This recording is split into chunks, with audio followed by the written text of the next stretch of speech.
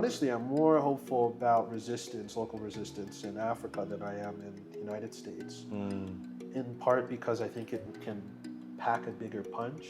When agriculture gets under the thumb of large corporations, everyone but the large corporation loses. If you look at the history of it, certain types of insulins have been developed because corporations wanted certain types of consumers or had certain types of concerns that they wanted met in the marketplace. Digitization is a word that companies tend to use when what they really mean is we want to privatize by another way.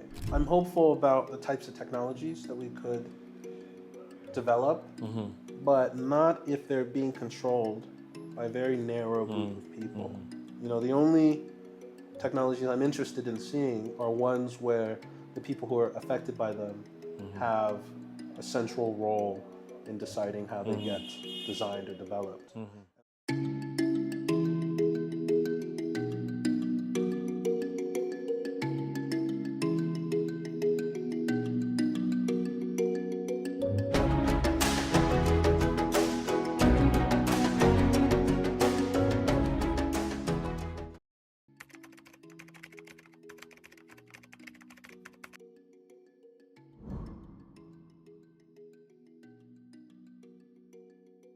Welcome to the podcast called The Battle for African Agriculture, where we explore the political economy of food and agricultural systems in Africa. My name is Belay. I'm the General Coordinator of the Alliance for Food Sovereignty in Africa. Today, we explore issues related to biodigitalization, especially in the field of agroecology, agriculture, and food systems in Africa. And I have Edward Ongweso Jr. with me.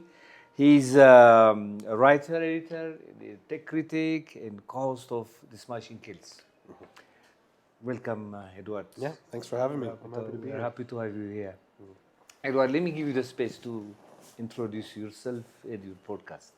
Yeah, so I am, like you said, a writer. I focus a lot on Silicon Valley and America's tech sector, but America's tech sector is global, and so the writing and the research ends up focusing on its intersections in other countries, the way in which American companies might drop into a country and reorganize their labor laws or their labor markets, shift political arrangements in their favor, or hijack the way that a country or populations in a country think of themselves, think of the future, think about the products that they want. Um, and I try to write about that both in the United States and globally, I think. Yeah. Can you tell us, about your journey, how you came to work at the intersection of tech critic and political economy?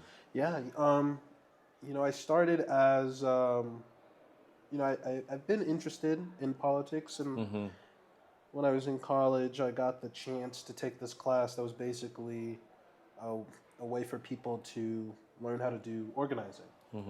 And I spent a semester working with a group of organizers who were trying to infiltrate the company union at Uber.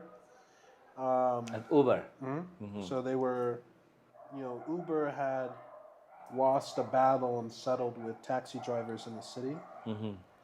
And part of the agreement was that they would set up an internal company union, but they didn't give it enough resources to really do anything in the company.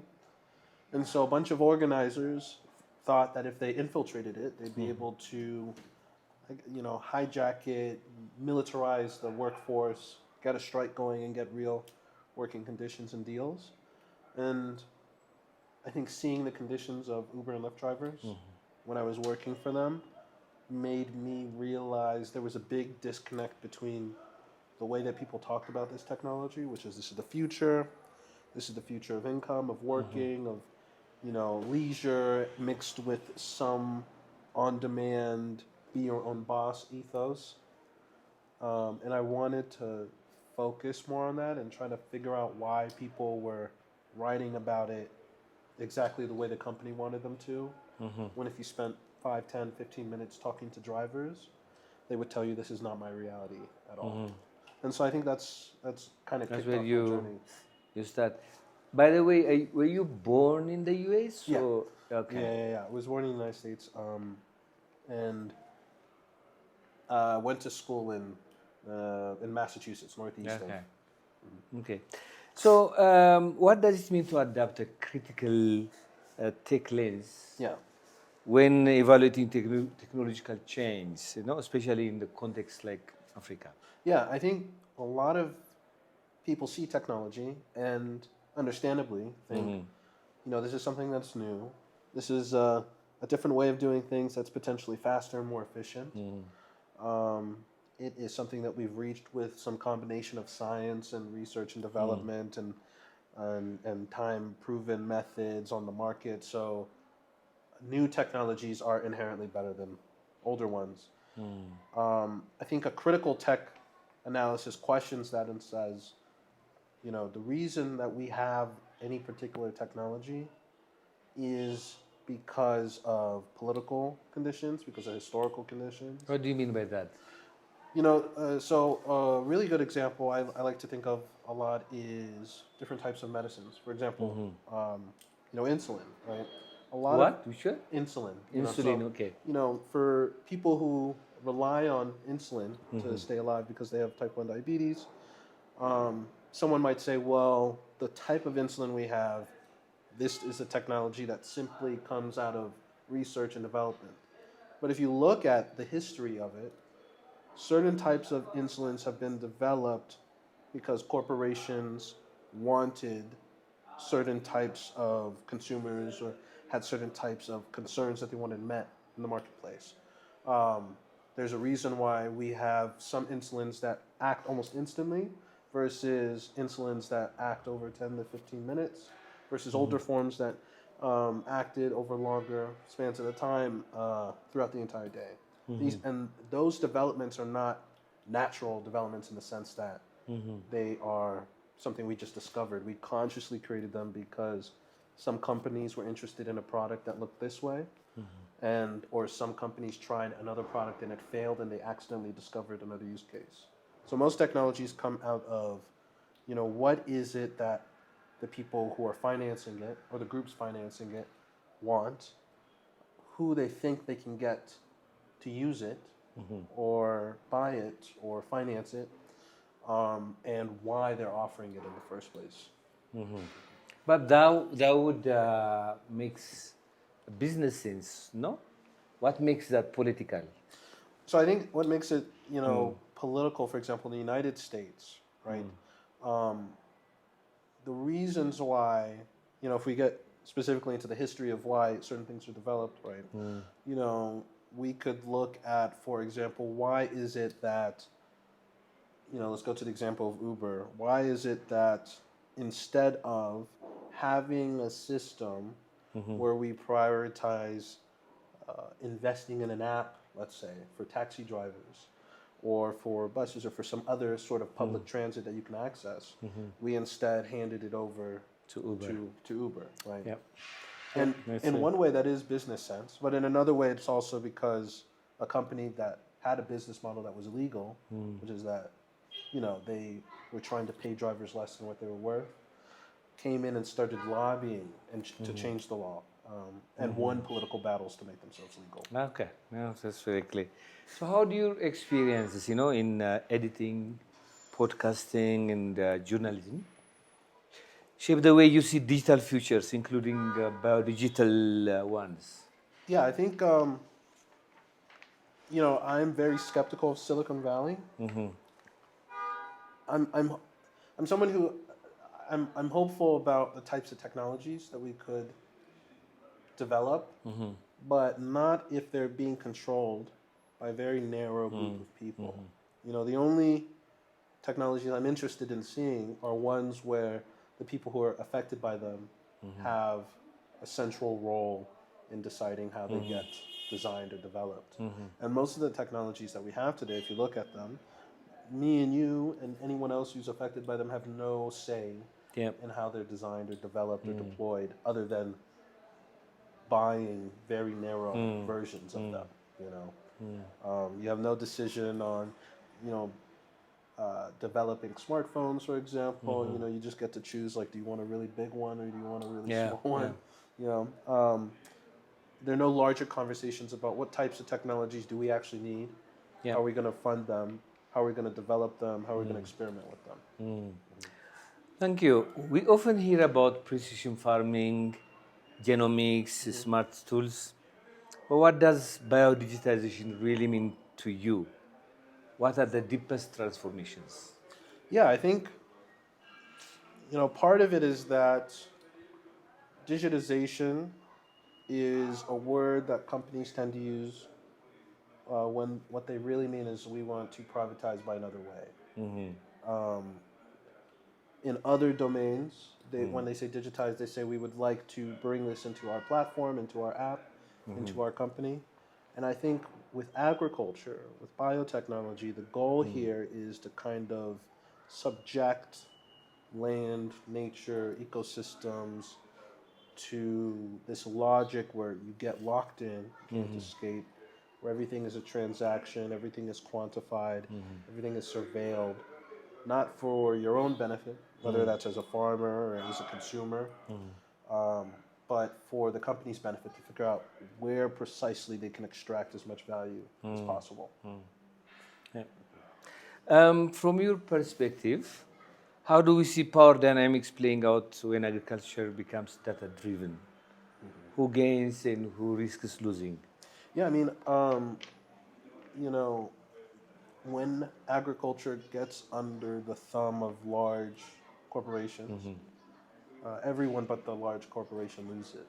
You know, I think, you know, a prominent example, one of the earlier ones that I learned about when I was younger was, you know, Monsanto using its and designing seeds such that they would go into the crops of neighboring farms and then suing the farmers and suing them into such destitution that now you are your only option is to use the company's seed and the agro inputs, and learning about how many farmers would go bankrupt despite this and killing themselves, right? So I think that is an example of large corporation taking advantage of the fact that it can create an ecosystem where it's the only supplier, where it's the only market, it's the only buyer, designing the tech in a way that forces everyone to feed into it more with no regard for their livelihood.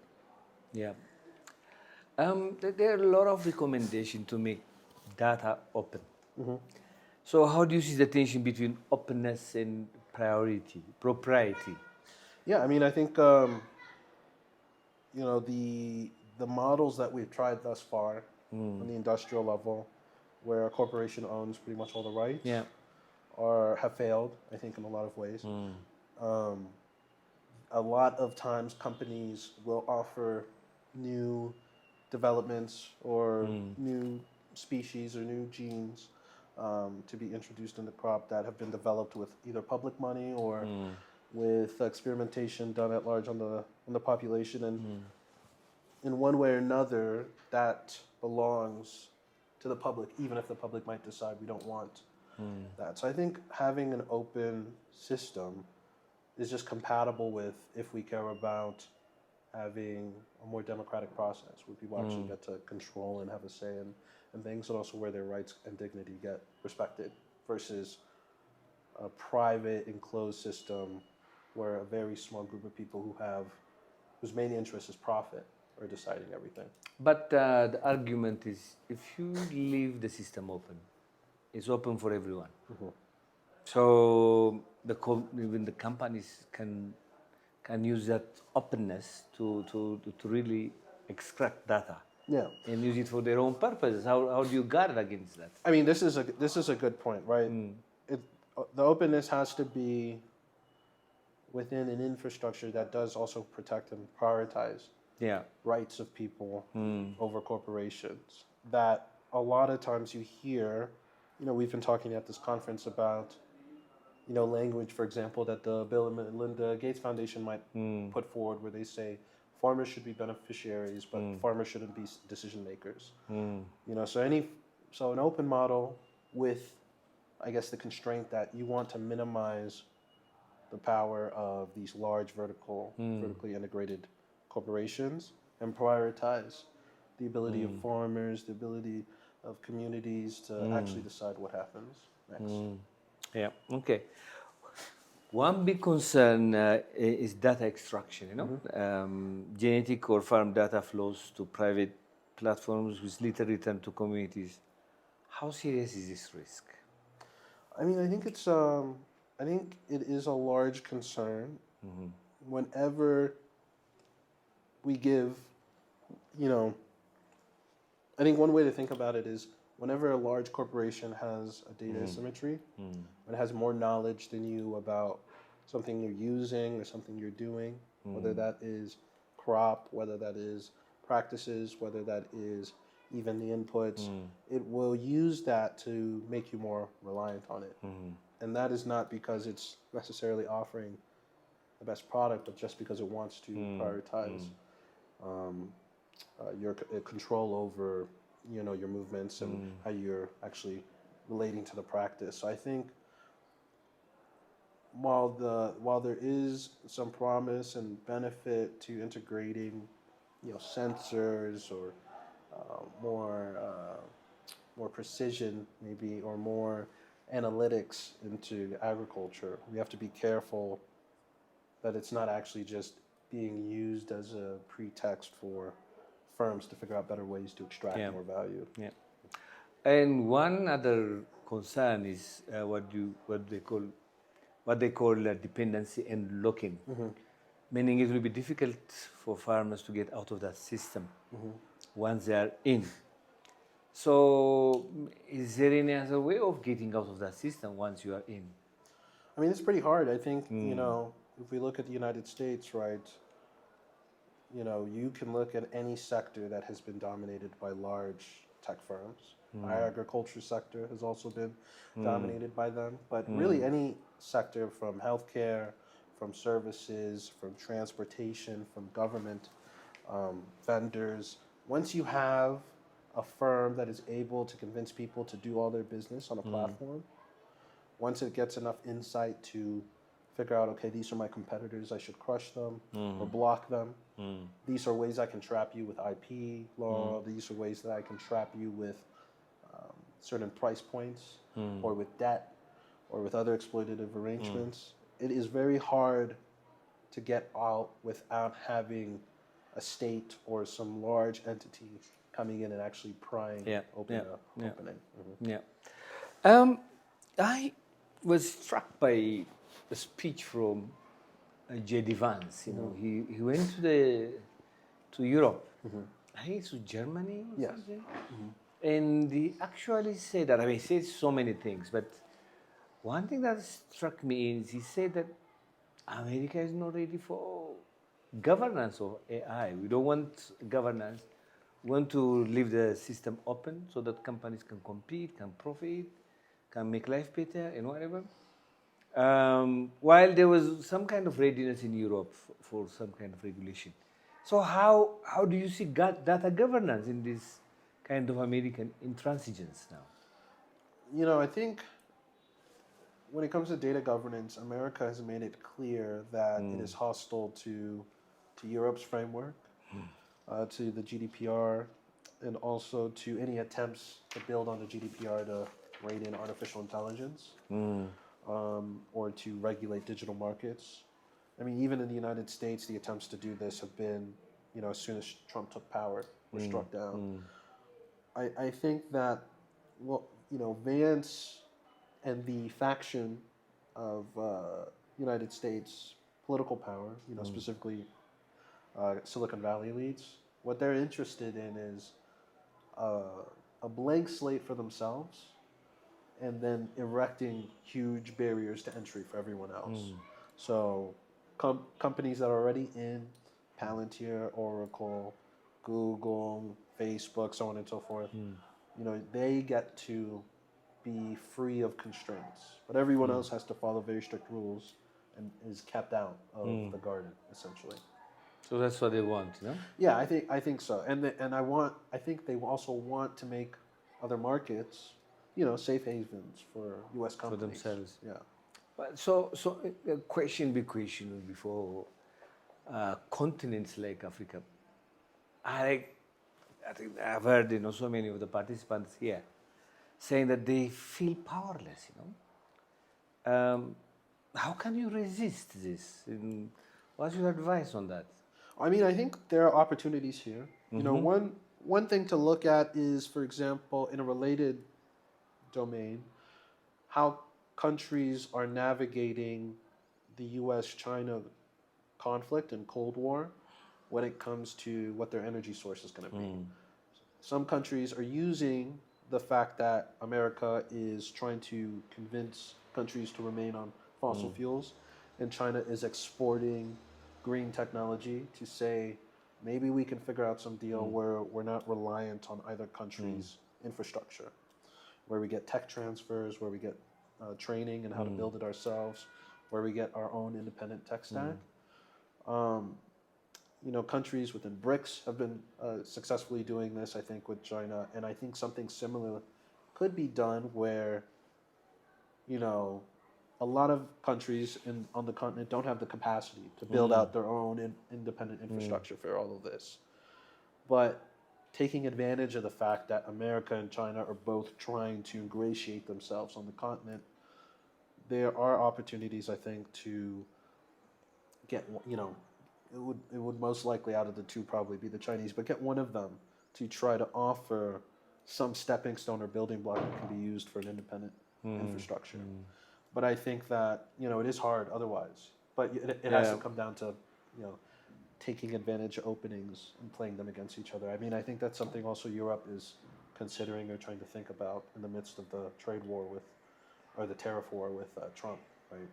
How do we play? How do we take advantage of this moment? Should we take advantage of this moment? These are very big questions, and you could make a mistake, but without that sort of boldness, it's very hard to chart a path through. Do you see interest from civil society in the US and also in Europe to some extent to counter this? And relating to that is, how do you see a movement here from Africa would help in that? Yeah, I mean, I think that in the United States and in Europe there is interest, but it's fragmented a bit. The opposition is not as consolidated around pushing back against tech firms, even though they have been dominant in the United States for the past decade or so. In Europe, they've had better luck at it, but who knows how long that will last, given that the United States is focusing on them. Honestly, I'm more hopeful about local resistance in Africa than I am in the United States. In part because I think it can pack a bigger punch. A lot of these tech companies really need certain countries in Africa to be reliable labor pools, cheap labor pools for them to clean the data, to label the data.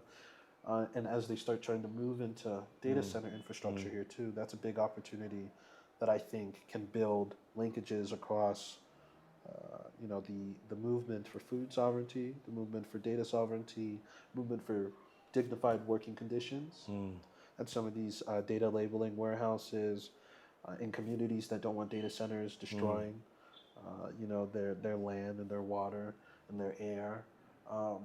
There are a lot of opportunities to interlink, and I think I've seen a lot of victories that have started in the United States, but some of the ones I'm the most excited about are here. Okay.